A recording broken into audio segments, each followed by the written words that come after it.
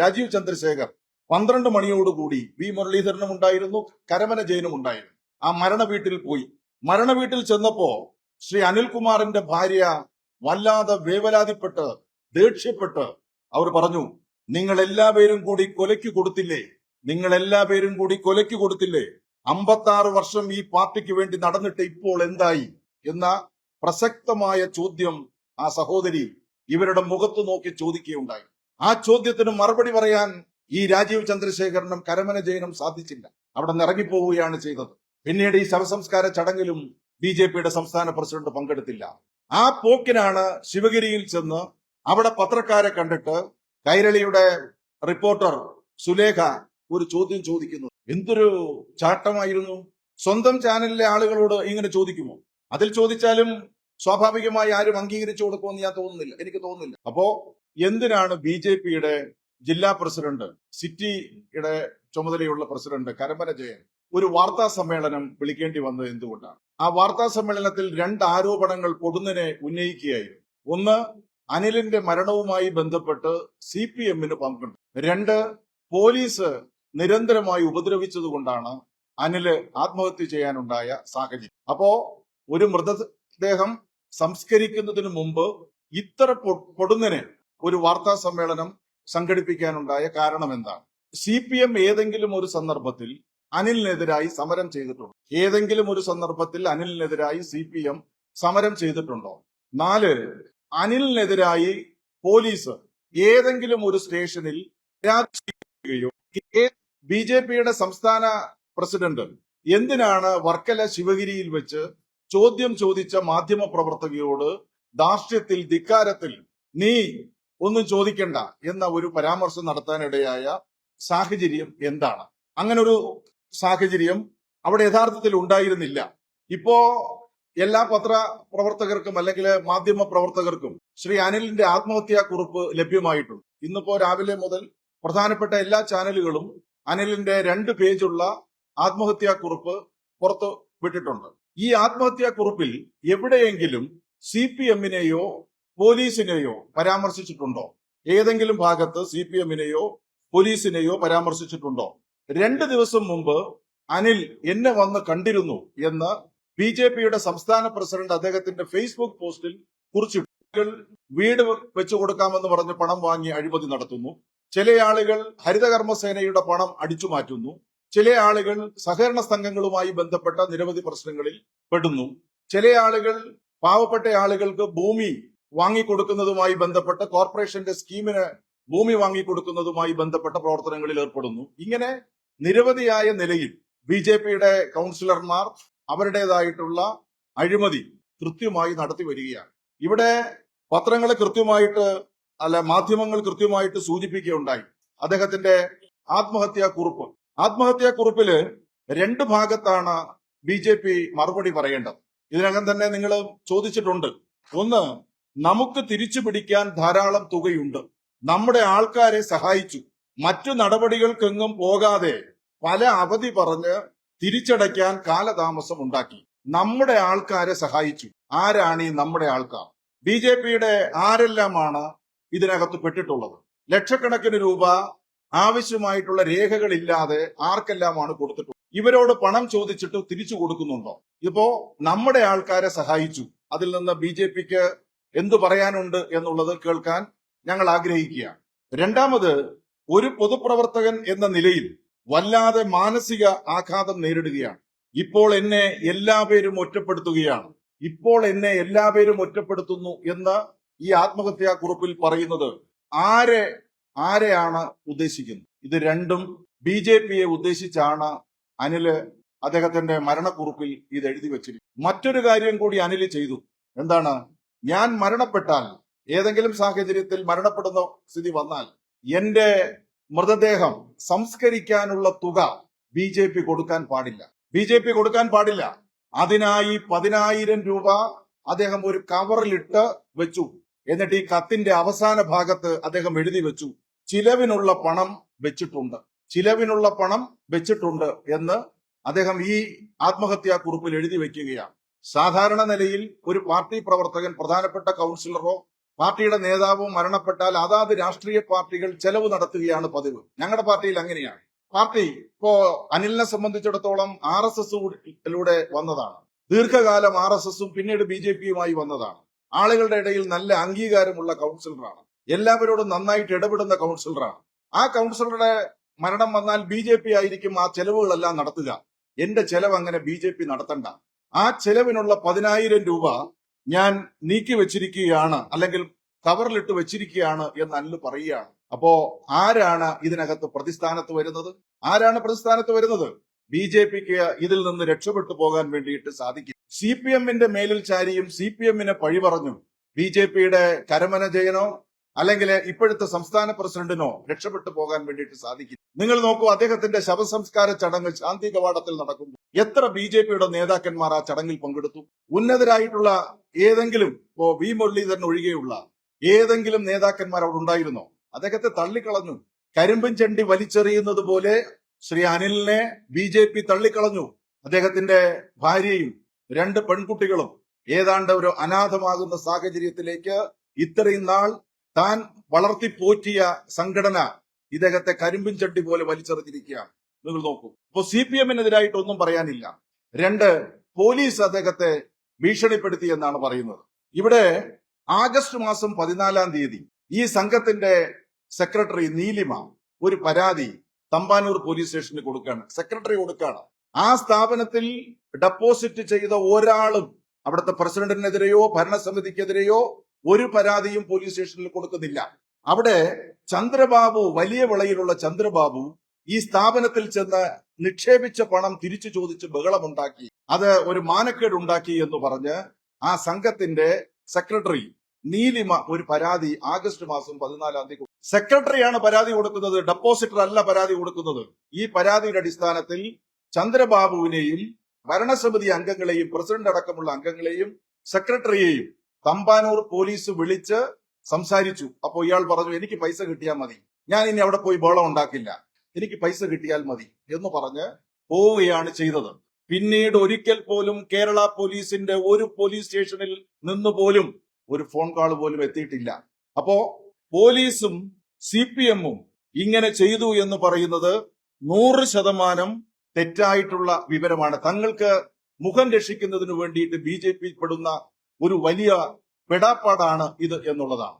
ഇന്ന് Shri V Muraleedharan police സ്റ്റേഷനിലേക്ക് March നടത്തി. എന്തിനാണ് പോലീസ് സ്റ്റേഷനിലേക്ക് മാർച്ച് നടത്തിയെന്ന് അറിഞ്ഞുകൂടാ. BJPയുടെ കരുത്തനായ നേതാവ്, തിരുവനന്തപുരം സിറ്റി പ്രസിഡന്റ്, ജില്ലാ പ്രസിഡന്റായിട്ട് തെരഞ്ഞെടുക്കപ്പെടാൻ സാധ്യതയുണ്ടായിരുന്ന ഒരു നേതാവ്, അദ്ദേഹത്തിന്റെ മരണത്തെ സംബന്ധിച്ച് ദുരൂഹതയുണ്ട് എന്ന് ആക്ഷേപിച്ചുകൊണ്ട് പോലീസ് സ്റ്റേഷനിലേക്ക് മാർച്ച് നടത്തുമ്പോൾ കുറഞ്ഞതൊരു 500 പേരെങ്കിലും പങ്കെടുക്കണ്ടേ? 500 പേരെങ്കിലും പങ്കെടുക്കണ്ടേ? 132 ആളുകളാണ് ഇന്നത്തെ സമരത്തിൽ പങ്കെടുത്തത്. BJPക്കാരായിട്ടുള്ള ആളുകൾക്കറിയാം, ഈ അനിലിനെ ഈ നിലയിൽ നശിപ്പിച്ചതാണ്, അനിലിന്റെ ഭാവി ഈ നിലയിൽ തകർത്തതാണ് എന്ന് BJPയിലെ ആളുകൾക്ക് നന്നായിട്ട് അറിയാം എന്നുള്ളത് നമ്മൾ മനസ്സിലാക്കണം. ശ്രീ V മുരളീധരൻ രാഷ്ട്രീയ വേട്ട എന്ന് ഉപയോഗപ്പെടുത്തി. രാഷ്ട്രീയ വേട്ട, സ്വന്തം പാർട്ടിയിൽ നിന്നാണ് രാഷ്ട്രീയ വേട്ട ഉണ്ടായിട്ടുള്ളത് എന്ന് ശ്രീ V മുരളീധരൻ മനസ്സിലാക്കണം. മലന്ന് കിടന്ന് തുപ്പിയാൽ മുഖത്തെ വീഴുള്ളൂ. സ്വാഭാവികമായി V മുരളീധരനെ പോലുള്ള ഒരു പ്രധാനപ്പെട്ട നേതാവ് ഈ BJPയുടെ ഇപ്പോഴത്തെ നേതൃത്വം കാണിക്കുന്ന ഈ നെറുകേടുകളെക്കെതിരായിട്ട് പുറത്തു പറയേണ്ട കാര്യങ്ങൾ പുറത്തു പറയണം എന്നുള്ളതാണ് ഞങ്ങൾക്ക് ഇതുമായി ബന്ധപ്പെട്ട് അഭ്യർത്ഥിക്കാനുള്ള ഒരു കാര്യം. മറ്റൊന്ന്, ഈ കേസുമായി ബന്ധപ്പെട്ട് കഴിഞ്ഞ ദിവസം BJPയുടെ സംസ്ഥാന പ്രസിഡന്റ് ശ്രീ V മുരളീധരൻ രാജീവ് ചന്ദ്രശേഖർ 12 മണിയോടുകൂടി V മുരളീധരനും ഉണ്ടായിരുന്നു, കരമന ജയനും ഉണ്ടായിരുന്നു. ആ മരണ വീട്ടിൽ പോയി. മരണ വീട്ടിൽ ചെന്നപ്പോ ശ്രീ അനിൽകുമാറിന്റെ ഭാര്യ വല്ലാതെ വേവലാതിപ്പെട്ട് ദേഷ്യപ്പെട്ട് അവർ പറഞ്ഞു, നിങ്ങൾ എല്ലാവരും കൂടി കൊലയ്ക്ക് കൊടുത്തില്ലേ? 56 വർഷം ഈ പാർട്ടിക്ക് വേണ്ടി നടന്നിട്ട് ഇപ്പോൾ എന്തായി എന്ന പ്രസക്തമായ ചോദ്യം ആ സഹോദരി ഇവരുടെ മുഖത്ത് നോക്കി ചോദിക്കുകയുണ്ടായി. ആ ചോദ്യത്തിന് മറുപടി പറയാൻ ഈ രാജീവ് ചന്ദ്രശേഖരനും കരമന ജയനും സാധിച്ചില്ല. അവിടെ നിറങ്ങിപ്പോവുകയാണ് ചെയ്തത്. പിന്നീട് ഈ ശവസംസ്കാര ചടങ്ങിലും BJPയുടെ സംസ്ഥാന പ്രസിഡന്റ് പങ്കെടുത്തില്ല. ആ പോക്കിനാണ് ശിവഗിരിയിൽ ചെന്ന് അവിടെ പത്രക്കാരെ കണ്ടിട്ട് കൈരളിയുടെ റിപ്പോർട്ടർ സുലേഖ ഒരു ചോദ്യം ചോദിക്കുന്നത്. എന്തൊരു ചാട്ടമായിരുന്നു! സ്വന്തം ചാനലിലെ ആളുകളോട് ഇങ്ങനെ ചോദിക്കുമോ? അതിൽ ചോദിച്ചാലും സ്വാഭാവികമായി ആരും അംഗീകരിച്ചു കൊടുക്കുമെന്ന് ഞാൻ തോന്നുന്നില്ല, എനിക്ക് തോന്നുന്നില്ല. അപ്പോ അത് മാത്രമല്ല, ബഹുമാനപ്പെട്ട വിദ്യാഭ്യാസ വകുപ്പ് മന്ത്രിയോട് അദ്ദേഹത്തിന്റെ ഭാര്യ ചില കാര്യങ്ങൾ പറഞ്ഞിട്ടുണ്ട്. അത് പിന്നീട് അദ്ദേഹം വെളിപ്പെടുത്തുകയും ചെയ്യും. അപ്പൊ ഇത്രയ്ക്ക് നാണം കെട്ട ഒരു പ്രവർത്തനം BJPയുടെ ഭാഗത്തുനിന്ന് വരികയാണ് എന്നുള്ളത് നമ്മൾ മനസ്സിലാക്കണം. ഞാൻ നേരത്തെ പറഞ്ഞല്ലോ, BJPയുടെ നേതാക്കന്മാർ ഈ തിരുവനന്തപുരം സിറ്റിയിലും പ്രാന്തപ്രദേശങ്ങളിലുമായി നിരവധി സഹകരണ സംഘങ്ങൾ രൂപീകരിച്ചിട്ടുണ്ട്. ഈ സഹകരണ സംഘങ്ങളെല്ലാം നാട്ടിലെ ആളുകളെ പറ്റിക്കുന്ന ഏറ്റവും പ്രധാനപ്പെട്ട തട്ടിപ്പു കേന്ദ്രങ്ങളായിട്ട് മാറിയിരിക്കുകയാണ്. ഇവിടെ Venganoor cooperative rural development society കഴിഞ്ഞ ദിവസങ്ങളിലാണ് പത്രങ്ങളിൽ വാർത്ത വന്നത്. BJPയുടെ സംസ്ഥാന നേതാവ് വെങ്ങാനൂർ സതീഷ് കുമാറാണ് അതിന്റെ പ്രസിഡന്റ്. ഇപ്പോൾ ഒളിവിലാണ്. ആ ബോർഡിൽ ഉണ്ടായിരുന്ന, അല്ലെങ്കിൽ BJPയുടെ നേതാവായിരുന്ന കോവളം സാജൻ ഏതാണ്ട് ഒരു 10-40 ദിവസക്കാലത്തോളം ജയിലിൽ കിടന്നതിന് ശേഷം ഇറങ്ങിയതേ ഉള്ളൂ. പണം തട്ടിപ്പാണ്. ആ സംഘത്തിൽ 30 കോടി രൂപയുടെ തട്ടിപ്പ് ആ ബാങ്കിൽ നടന്നിട്ടുണ്ട്. 30 കോടി രൂപയുടെ തട്ടിപ്പാണ് ആ ബാങ്കിൽ നടന്നിരിക്കുന്നത്. ഇവിടെയും ഇതിനു പുറമെ വഞ്ചിനാട് ഭവന നിർമ്മാണ സഹകരണ സംഘം BJPയുടെ കയ്യിലാണ്. വിജയകുമാറാണ് അതിന്റെ പ്രസിഡന്റ്. 54.14 കോടി രൂപയുടെ തട്ടിപ്പ് ആ ബാങ്കിലുണ്ട്. ഈ വഞ്ചിനാട് സഹകരണ ബാങ്ക് സംഘം. വെങ്ങാനൂർ റൂറലിന്റെ കാര്യം ഞാനിപ്പോ പറഞ്ഞു. തിരുവിതാംകൂർ സഹകരണ സംഘം മറ്റൊരു തട്ടിപ്പിന്റെ കേന്ദ്രമാണ്. MS കുമാർ പ്രസിഡന്റായിട്ടുള്ള തിരുവിതാംകൂർ സഹകരണ സംഘം. ഇങ്ങനെ തിരുവനന്തപുരം ട്രാവൽ ആൻഡ് ടൂറിസം സഹകരണ സംഘം പൂന്തറ ശ്രീകുമാർ പ്രസിഡന്റായിട്ടുള്ളത് ഒരു തട്ടിപ്പിന്റെ കേന്ദ്രമായിട്ട് മാറിയിരിക്കുകയാണ്. ആളുകൾക്ക് നിക്ഷേപിക്കും, പണം തിരിച്ചു കൊടുക്കാൻ പറ്റാത്ത സാഹചര്യമുണ്ട്. ഇങ്ങനെ 11ഓളം സഹകരണ സ്ഥാപനങ്ങൾ ഇവർ നേതൃത്വം നൽകുന്നു. എല്ലാം പൊളിഞ്ഞു പാളീസായി അവിടെ നിക്ഷേപിച്ച ആളുകൾക്ക് ഒരു പണം തിരിച്ചു കൊടുക്കാൻ പറ്റാത്ത സാഹചര്യത്തിലേക്ക് വന്നിരിക്കും. അപ്പോ അഴിമതിയുടെ കൂത്തരങ്ങായി ഭരണമില്ലെങ്കിലും പ്രതിപക്ഷത്താണെങ്കിലും കൃത്യമായിട്ട് ഇത്തരം ചില കാര്യങ്ങൾ നടക്കുന്നുണ്ട്. ഇവിടെ BJP നേതൃത്വം കണ്ണടച്ചിരുട്ടാക്കുകയാണല്ലോ ചെയ്യുന്നത്. ഞാൻ ഒരു കാര്യം ഇപ്പോ നിങ്ങളോട് കൂട്ടിച്ചേർത്ത് പറയാനായിട്ട് ആഗ്രഹിക്കുകയാണ്. അത് തൃക്കണ്ണാപുരം കൗൺസിലർ ജയലക്ഷ്മി അവര് സൈബർ സെല്ലിൽ ഒരു പരാതി നൽകി ഇടയ്ക്ക്. എന്തിനായിരുന്നു ആ പരാതി നൽകിയത്? തൃക്കണ്ണാപുരം കൗൺസിലർ ജയലക്ഷ്മി ഒരു പരാതി സൈബർ സെല്ലിന് നൽകിയത് എന്തായിരുന്നു? ആ പരാതി BJP അന്വേഷിക്കുന്നുണ്ടോ? BJPക്ക് അത് അന്വേഷിച്ച് പറയാൻ വേണ്ടിയിട്ട് പറ്റുമോ? എന്തെല്ലാം മോശത്തനങ്ങളാണ് നടക്കുന്നത് എന്നുള്ളത് നിങ്ങൾ മനസ്സിലാക്കണം. BJP ഒരു തട്ടിക്കൂട്ട് സംഘമായിട്ട് മാറുകയാണ്. തിരുവനന്തപുരം കോർപ്പറേഷൻ പിടിക്കുമെന്നാണ് പറയുന്നത്. പിടിച്ചാൽ ഈ തിരുവനന്തപുരത്തെ 10 ലക്ഷത്തോളം വരുന്ന ജനങ്ങൾ അധോഗതിയിലേക്കാണ് പോകുന്നത്. കെടുകാര്യസ്ഥത, അഴിമതി, സ്വജനപക്ഷപാതം, മോശപ്പെട്ട പ്രവർത്തനം, ഇതെല്ലാം വരികയാണ്. ഓരോരുത്തരെയെ സംബന്ധിച്ച് ഓരോ ദിവസവും ഓരോ വാർത്തകൾ വന്നുകൊണ്ടിരിക്കുകയാണ്. ഞങ്ങളുടെ പക്കൽ അതിന്റെ എല്ലാം കുറെ ഡീറ്റെയിൽസ് ഞങ്ങളുടെ പക്കലുണ്ട്. പറയേണ്ട സന്ദർഭങ്ങളിൽ കൂടുതൽ കാര്യങ്ങൾ അത് പറയേണ്ടി വരും. അത് തെരഞ്ഞെടുപ്പൊക്കെയാണല്ലോ വരുന്നത്. നമുക്കത് കാണാം. CPMന്റെ പേരിലും പോലീസിന്റെ പേരിലും പഴിചാരി ഈ നാടിന് പ്രിയപ്പെട്ട അനിലിന്റെ ആത്മഹത്യ ഞങ്ങളുടെ മേൽ വെച്ച് തലയൂരാമെന്ന് BJP വിചാരിക്കരുത്. നാട്ടിലെ ആളുകൾക്കെല്ലാം അറിയാം, അനിലിന്റെ ഭാര്യയ്ക്കറിയാം, അനിലിന്റെ ബന്ധുക്കൾക്കറിയാം, എല്ലാവർക്കും അറിയാം, കൂടെയുള്ളവർക്കെല്ലാം അറിയാം. ഇതിന്റെ പൂർണ്ണ ഉത്തരവാദിത്വം BJP ലീഡർഷിപ്പിനാണ് എന്നുള്ളത് അറിയാം. ഇന്ന് VV രാജേഷ് ഒരു ചാനലിൽ പറയുന്നത് കേട്ടു, സംഘത്തില് പണം നഷ്ടപ്പെട്ടാൽ പാർട്ടി പണം കൊടുക്കുന്ന ഒരു ഏർപ്പാടില്ല. സംഘത്തിൽ പണം നഷ്ടപ്പെട്ടിട്ടുണ്ട്. ധാരാളം സംഘങ്ങളിൽ, ഞങ്ങൾ ഭരിച്ച സംഘങ്ങളില് പണം നഷ്ടപ്പെട്ടിട്ടുണ്ട്. എന്താ ചെയ്യുന്നത്?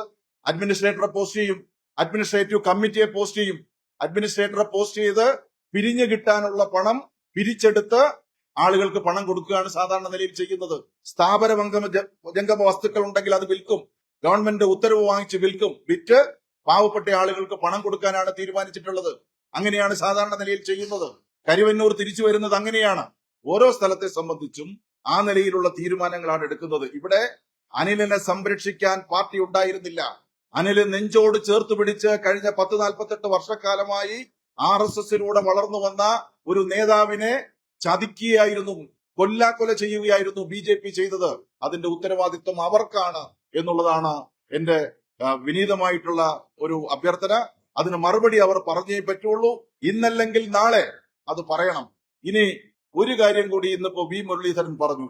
എനിക്ക് തോന്നുന്നു മറു ഗ്രൂപ്പിനെ അടിച്ചിടുന്നതിന് വേണ്ടിയിട്ടാണെന്ന് തോന്നുന്നു. അദ്ദേഹം ഇന്ന് പത്രക്കാരോട് പറഞ്ഞത് വസ്തുനിഷ്ഠമായ ഒരു അന്വേഷണം കൂടി നടത്തണം. ഞങ്ങൾ എഗ്രി ചെയ്യുകയാണ്. കേരളത്തിലെ ഇടതുപക്ഷ ജനാധിപത്യ മുന്നണി ഗവൺമെന്റ് അദ്ദേഹം പറഞ്ഞ വാക്ക് കേട്ട് വസ്തുനിഷ്ഠമായ അന്വേഷണത്തിലേക്ക് വരികയാണ്. ഏറ്റവും അവസാനത്തെ 2 ദിവസങ്ങളിൽ അദ്ദേഹം ആരെയെല്ലാം കണ്ടു, അവസാനത്തെ 2 ദിവസം അദ്ദേഹത്തിന്റെ ഫോൺ കോളിൽ ആരെല്ലാം സംസാരിച്ചു, ആരാണ് അവസാനമായി അദ്ദേഹത്തിന്റെ ഫോണിൽ വിളിച്ചത്, ഇത്തരം കാര്യങ്ങൾ കൂടി ഞങ്ങൾ പരിശോധിക്കാൻ വേണ്ടിയിട്ട് പോലീസിനോട് ആവശ്യപ്പെടുകയാണ്. കേരളത്തിലെ ആഭ്യന്തര വകുപ്പിനോട് ആവശ്യപ്പെടുകയാണ്. വളരെ കൃത്യമായി ഇത്തരം കാര്യങ്ങൾ പരിശോധിച്ച് യഥാർത്ഥമായിട്ടുള്ള വസ്തുത ശ്രീ വി മുരളീധരൻ പറഞ്ഞതുപോലെ വസ്തുനിഷ്ഠമായ ഒരു അന്വേഷണം നടത്തി ആരാണിത് ചെയ്തത്, ചെയ്യിപ്പിച്ചത്, ആര് സഹായിച്ചില്ല, ആര് ഒറ്റുകൊടുത്തു എന്നതിനെ സംബന്ധിച്ച് പറയേണ്ടതായിട്ടുണ്ട്. അത് കൃത്യമായി വെളിച്ചത്ത് കൊണ്ടുവരാൻ വേണ്ടിയിട്ട് ഗവൺമെന്റ്, ആഭ്യന്തര വകുപ്പും ഇക്കാര്യത്തിൽ ശ്രദ്ധിക്കണമെന്നുള്ളതാണ് എനിക്കിതുമായി ബന്ധപ്പെട്ട് പറയാനുള്ളത്.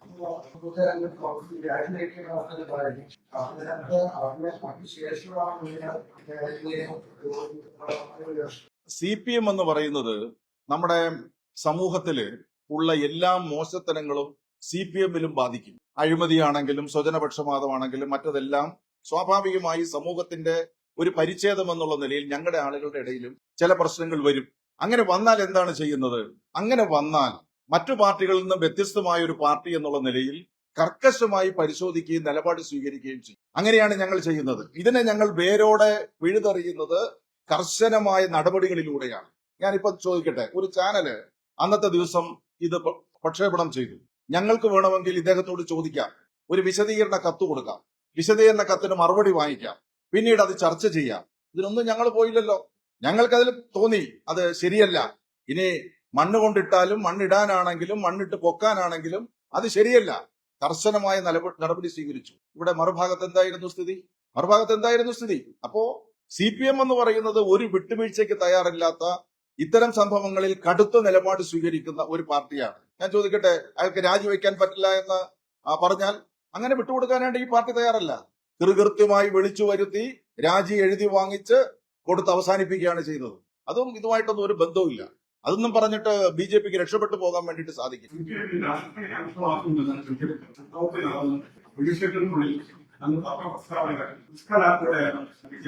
അതായത് ഞങ്ങള് ഒരു സ്റ്റേറ്റ്മെന്റ് പറയാനുള്ള കാരണം BJP ലീഡർഷിപ്പ് മറുപടി പറയണമെന്നാണ് ഞാൻ പറഞ്ഞത്. BJP നേതൃത്വം ഇതിന് മറുപടി പറയണമെന്ന് പറയാൻ കാരണം, ഈ സഹകരണ സ്ഥാപനവുമായി ബന്ധപ്പെട്ട് എല്ലാ നേതാക്കന്മാരുടെയും മുമ്പിൽ അനില് കഴിഞ്ഞ കുറെ കാലമായിട്ട് ഇറങ്ങി നടക്കുന്ന നേതാക്കന്മാർ, CPM-ന്റെ നേതാക്കന്മാരുടെ അടുത്തല്ല. കാരണം CPM-കാർ ആരും അവിടെ നിന്ന് പണം എടുത്തിട്ടില്ല.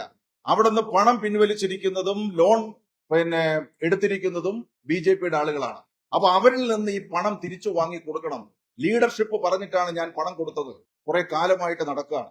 പക്ഷെ ഇവരതിനകത്ത് ഇടപെടുന്നില്ല. ഒരു ചെറിയ വിരലനക്കാൻ അവർ തയ്യാറാകുന്നില്ല. അതുകൊണ്ടാണ് നമ്മൾ പറഞ്ഞത്, ഇത് മനഃപൂർവ്വം യഥാർത്ഥത്തിൽ ഈ മാനസിക പ്രയാസത്തിൽ നിന്ന് അനിലിനെ BJPക്ക് രക്ഷപ്പെടുത്താമായിരുന്നു. അത് BJP ചെയ്തില്ല. അതുകൊണ്ടാണ് ഞങ്ങൾ പറഞ്ഞത്, ഈ പ്രശ്നത്തിൽ BJP ലീഡർഷിപ്പിന് പങ്കുണ്ടെന്ന് ഞങ്ങൾ പറയുന്നത്. ഇപ്പൊ തെളിച്ചില്ലേ? അപ്പോഴൊന്നും ഞങ്ങളുടെ കയ്യിൽ ഈ സാധനമില്ല. പത്രക്കാർക്ക് ചില വിവരങ്ങൾ കിട്ടി അന്നേരം. അതുകൊണ്ട് പത്രക്കാരെന്ന് ഈ ഇൻക്വസ്റ്റ് നടക്കുമ്പോൾ പറഞ്ഞു BJP പ്രതിക്കൂട്ടിലാകാൻ വേണ്ടി പോകുന്നു, BJPയെ സംബന്ധിച്ചതിനകത്ത് പറയുന്നുണ്ട്, എങ്ങനെയൊക്കെ ചില പത്രക്കാർക്ക് കിട്ടി. അതാണ് അവരെ പ്രകോപിപ്പിച്ചത്. ഞങ്ങൾക്ക് അതും കിട്ടിയില്ല. പക്ഷെ ഞങ്ങൾക്കറിയാം അവിടെ ഈ സംഘവുമായി ബന്ധപ്പെട്ട്, അതായത് തിരുവനന്തപുരം ജില്ലാ ഫാം ടൂർ സഹകരണ സംഘവുമായി ബന്ധപ്പെട്ട് ചില ഇഷ്യൂസ് ഉണ്ട്. ആ ഇഷ്യൂസ് BJPക്ക് അകത്തുള്ള ഇന്നർ പ്രശ്നമാണ് എന്ന് ഞങ്ങൾക്കറിയാം. അതുകൊണ്ടാണ് പറഞ്ഞത്. അതിപ്പോ 100% ശരിയായിട്ട് മാറിയിരിക്കും.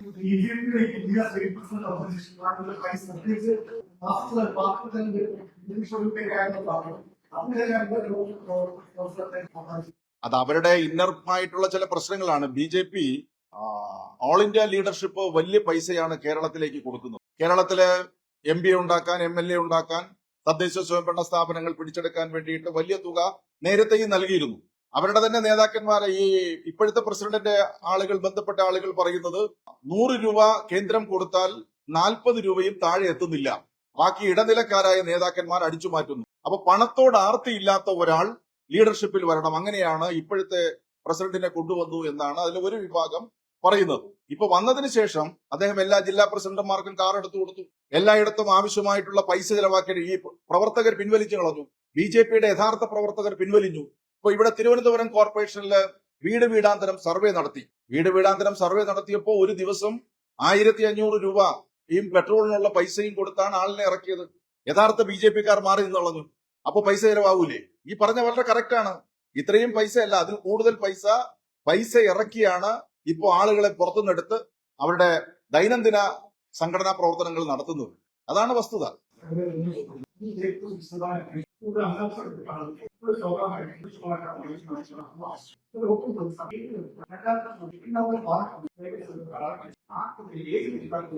ഇതിലെ ആദ്യത്തെ ചോദ്യം, സമഗ്രമായിട്ടുള്ള ഒരു അന്വേഷണം നടത്തണം. ഇപ്പോ ലോക്കൽ പോലീസ് ആണ് അന്വേഷണം നടത്തുന്നത്. അന്വേഷണത്തിന്റെ ഒരു ഘട്ടത്തിൽ ലോക്കൽ പോലീസ് പോരാ എന്ന് തോന്നിയാൽ ക്രൈംബ്രാഞ്ചിനോ മറ്റ് സംവിധാനങ്ങൾക്കോ ഇത് അന്വേഷിക്കാൻ വേണ്ടിയിട്ട് ഗവൺമെന്റ് നൽകാം. കൃത്യമായ ഒരു അന്വേഷണം വേണം. എന്താണ് അവസാന നാളുകളിൽ നടന്ന സംഭവങ്ങൾ എന്നതിനെ സംബന്ധിച്ച വ്യക്തമായിട്ടുള്ള ഒരു അന്വേഷണം ഇക്കാര്യത്തിൽ ആവശ്യമാണ്. തൃക്കണ്ണാപുരം കൗൺസിലർ ഒരു പരാതി കൊടുത്തിട്ടുണ്ട്. അത് സൈബർ സെല്ലിലാണ് കൊടുത്തത്. സൈബർ കുറ്റമാണ്. നേതാക്കന്മാരുടെ പേരിൽ കൊടുത്തോ ഇല്ലയോ എന്ന് എനിക്ക് അറിഞ്ഞുകൂടാ. നിങ്ങൾ പത്രക്കാരാണ്, ഒന്ന് അന്വേഷിക്കുക. സൈബർ പോലീസിന് പരാതി കൊടുത്തിട്ടുണ്ട്. അത് വ്യക്തിപരമായി അവരെ ബാധിക്കുന്ന ചില പ്രശ്നങ്ങൾ വെച്ചുകൊണ്ടായിരിക്കാം. ചിലപ്പോ ഫോൺ കോളുകളാകാം, ചിലപ്പോ മറ്റെന്തെങ്കിലും സംവിധാനങ്ങളാകാം. സൈബർ സെല്ല് ചില ആളുകളുടെ ഫോൺ പിടിച്ചെടുത്തതായിട്ടാണ് അറിയുന്നത്. സൈബർ സെല്ല് അത് പരിശോധിച്ചുകൊണ്ടിരിക്കുന്നതായിട്ടാണ് അറിയുന്നത്.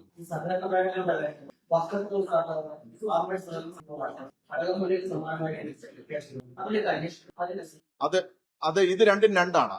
ഈ വക്കത്തെ ബ്രാഞ്ച് മാനേജറാണ്, സെക്രട്ടറി അല്ല. ബ്രാഞ്ച് മാനേജരും അദ്ദേഹത്തിന്റെ കുടുംബവും ആത്മഹത്യ ചെയ്തു. അത് ആത്മഹത്യ ചെയ്യുന്നത് ഇയാൾക്ക് കുറച്ച് സാമ്പത്തിക പ്രശ്നം ഉണ്ടായി. ഇയാൾ ഒരു അഭിമാനിയാണ്. ഈ സാമ്പത്തിക പ്രശ്നം മറച്ചു വെച്ചുകൊണ്ട് ഇദ്ദേഹം പോയി.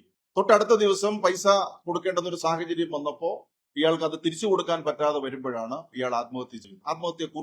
ആത്മഹത്യ കുറിപ്പിനകത്ത് അദ്ദേഹം പറയുന്നുണ്ട്, എനിക്ക് ചില സാമ്പത്തിക പ്രശ്നങ്ങളുണ്ട്, ആരെയും പഴിക്കേണ്ടതില്ല, ഇതിന്റെ ഭാഗമായിട്ട് വന്നിട്ടുള്ളതാണ്. അത് ബാങ്കുമായി ബന്ധപ്പെട്ട ഒരു നയാ പൈസയുടെ ഇടപാടോ അതല്ലെങ്കിൽ തിരിമറിയോ ഉണ്ടായതിന്റെ ഭാഗമല്ല. അവിടെ ഈ വക്കത്തെ സാഹചര്യത്തിൽ സമാനമാണ്. കടകംപള്ളിയുടെ കാര്യം എനിക്കറിയില്ല, മറ്റെന്തെങ്കിലും ഒരു സംഗതി ഉണ്ടോ എന്നുള്ളത് സംബന്ധിച്ച് എനിക്കറിയില്ല. സമാനമായിട്ടുള്ള കാര്യമാണ്. ഇത് രണ്ടും രണ്ട് രീതിയാണ്.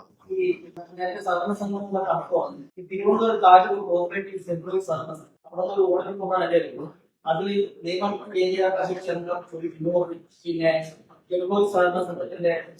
നേതാവ് അനിൽകുമാറാണ് ഇതിനകത്ത് പറഞ്ഞിരിക്കുന്നത്.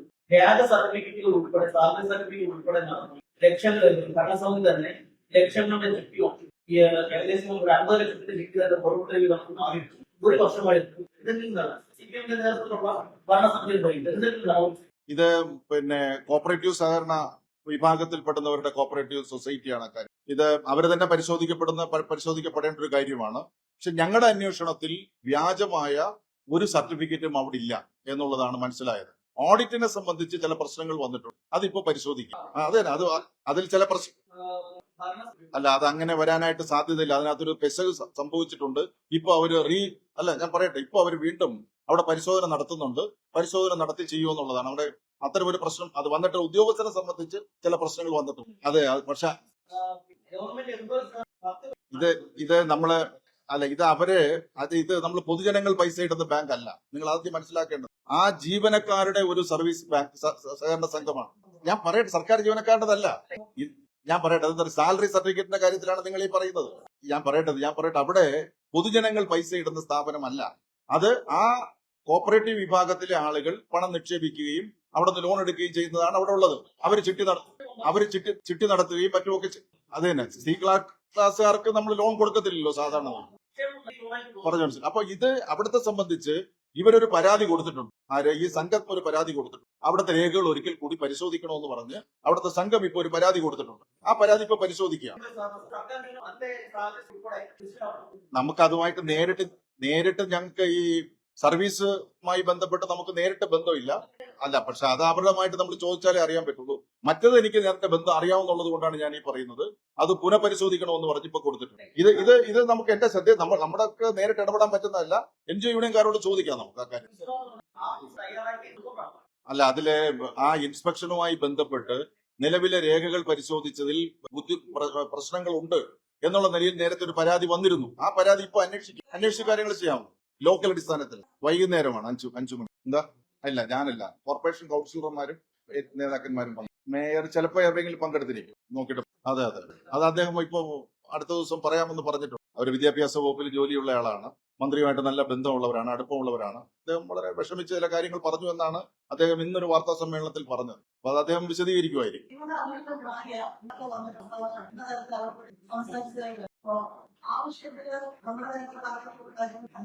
അത് ഇവര് കയറി വരുമ്പോ അവര് ശ്രദ്ധിച്ചില്ല. മേയർ ആ കട്ടിലിൽ ഒരു സൈഡിൽ ഇരിക്കുകയായിരുന്നു. മേയർ അവിടെ ഇരിക്കുകയായിരുന്നു. മേയർ ഇരിക്കുമ്പോഴാണ് ഇവർ കയറി വരുന്നത്. അപ്പോഴാണ് ഇവർ പൊട്ടിത്തെറിച്ച് സംസാരിക്കുന്നത്. 2 കൗൺസിലർമാരും വനിതാ കൗൺസിലർമാരും ഉണ്ടായിരുന്നു. ഇതെല്ലാം ഇനി വരാൻ പോണ ദിവസങ്ങളിൽ പുറത്തു വരും. കാരണം എന്ന് പറഞ്ഞാല് ഒരു മരണം ഒരു കുടുംബത്തെ സംബന്ധിച്ചിടത്തോളം അത് താങ്ങാൻ പറ്റുന്നതല്ല. പ്രത്യേകിച്ചും അനിലിന്റെ ഭാര്യയെ സംബന്ധിച്ചിടത്തോളം ഒട്ടും താങ്ങാൻ പറ്റില്ല.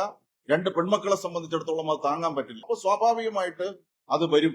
കാരണം സകലതും ഉപേക്ഷിച്ച് പാർട്ടി എന്ന് പറഞ്ഞ് നടക്കുകയാണ്. ഇയാളുടെ ചേട്ടനും അങ്ങനെയാണ്. ചേട്ടനും RSS BJP നേതാവായിട്ട് നടക്കുകയാണ്. അപ്പൊ അങ്ങനെ ചില പ്രശ്നങ്ങളുണ്ട്.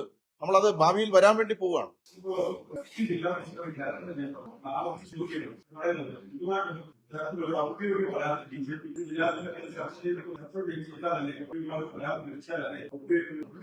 പക്ഷെ അത് അങ്ങനെ അല്ല എന്നുള്ളത് ഭാവിയിൽ തെളിയും. അത് കാരണം എല്ലാ നേതാക്കന്മാരോടും അദ്ദേഹം ഈ നടന്ന ഈ കാര്യങ്ങൾ പറയുന്നുണ്ടായിരുന്നു എന്നാണ് കുടുംബവുമായി സംസാരിക്കുമ്പോൾ ഞാൻ കേട്ടിട്ടുള്ള ചില വിവരം. അത് ഈ വരാൻ പോണ ദിവസങ്ങളിൽ കൂടുതൽ സ്പഷ്ടമാകാൻ വേണ്ടിയിട്ട് പോവുകയാണ്. അദ്ദേഹം സംസാരിച്ചിരുന്നു. ഇപ്പോ സംസ്ഥാന പ്രസിഡന്റിനെ കണ്ടല്ലോ. എന്തിനാണ് കണ്ടതെന്ന് അദ്ദേഹം പറയുന്നില്ല. സ്വകാര്യ സംഭാഷണമായിരിക്കില്ലല്ലോ. ഇങ്ങനെ ഒരു ക്രൂഷ്യൽ ആയിട്ടുള്ള ടൈമിൽ മാനസികമായി എനിക്ക് വിഷമമുണ്ട്, അല്ലെങ്കിൽ ഞാൻ മാനസിക വ്യത അനുഭവിക്കുകയാണ് എന്ന് പറയുമ്പോൾ സ്റ്റേറ്റ് പ്രസിഡന്റിനെ കാണുമ്പോൾ വേറെ എന്തെങ്കിലും കുശലം പറയാനാണല്ലോ, സുഖമാണോ എന്ന് ചോദിക്കാനായിരിക്കില്ലല്ലോ ചെല്ലുന്നത്. ഇങ്ങനെ ഒരു വിഷയമുണ്ട്, ഇതിനകത്ത് ഇടപെടണമെന്ന് പറയാനായിരിക്കുമല്ലോ സ്വാഭാവികമായി ചെല്ലുക. അല്ലെങ്കിൽ ചെല്ലുമ്പോൾ വേറെ എന്തെങ്കിലും കാര്യമുണ്ടെങ്കിലും ഈ കാര്യം കൂടി ധരിപ്പിക്കുമല്ലോ. അതായത് പ്രശ്നം എന്ന് പറയുന്നത്. അങ്ങനെ അറിഞ്ഞിട്ടും അറിഞ്ഞെങ്കിൽ എന്തുകൊണ്ട് ചെയ്തില്ല, ഇടപെട്ടില്ല എന്നുള്ളതാണ് പ്രശ്നം. ഒരു നിസ്സാരനായിട്ടുള്ള വ്യക്തിയല്ല. ഇന്നലെ മിസ്ഡ് കോൾ അടിച്ച് മെമ്പർഷിപ്പിൽ വന്നയാളല്ല അനില്. ദീർഘകാലമായിട്ട് 10-48 വർഷമായിട്ട് അവരുടെ ഭാര്യ പറയും പോലെ വളരെ ദീർഘകാലമായിട്ട് ഇതിനകത്ത് നിൽക്കുകയാണ്. മറ്റേയും മാംസവും കൊടുത്ത് BJPയോടൊപ്പം നിൽക്കുകയാണ്. ഞാൻ പറഞ്ഞല്ലോ, കരമന ജയന് പകരം പ്രസിഡന്റ് ആകാൻ വേണ്ടിയിട്ട് ആലോചിച്ച കൂട്ടത്തിലുള്ള ഒരാളാണ് ഈ അനിൽ എന്ന് പറയുന്നത്. യെസ്, വളരെ നന്ദി.